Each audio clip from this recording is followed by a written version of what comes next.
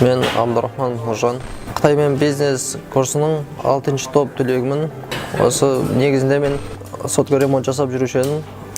Сотка жасап жүрген уақытта Қытаймен бизнестің рекламасы болып жатыр екен. Сол курсқа қатысыңыздар деген барған едім. Келіңіз деді.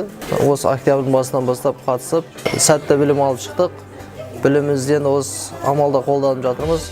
Қытайдан тауарлар алып келіп жатырмыз. Осы Астанадан шықпай-ақ Қытаймен бизнес жасауға болады деген, оған көзім жетті. Біз осы Қытайдан аппараттарды алдық. Мысалы үшін экранды қыздырып алатын аппараттар, сосын фен алдық. Алған заттарымыз ол жақтан жақсы әрі сапалы келді. Құдай қаласа келешекте бұдан да үлкен қылып, үлкейтіп, жұмысымызды ары қарай жалғастыра береміз. Аппараттан басқа тағы да аксессуарлар алдырдық. Чехол, стекло, зарядчик дейді, қаншама заттар алдырдық. Сапасы жақсы, көңіл толтыратын. Заводтан аппараттар алдырып, осы аксессуарларды алдырып, осындай дүкен аштым.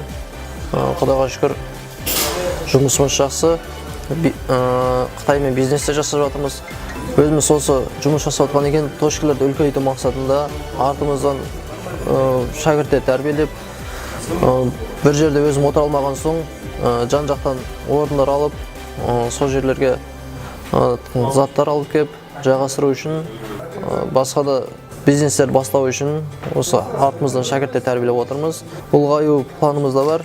Бұйыртса тек қана осы жермен шектеліп қалмай, басқа жерден де мүмкіндігі болса басқа қаладан ба тағы да ашатын ниеттер бар. Осы Қытаймен бизнестен оқытқан бизнес басшыларымызға, елдос бауырымызға және де басқа да бауырларымызға алғысымыз шексіз. Ол кісілердің жұмыстары өсіп өркендей берсін.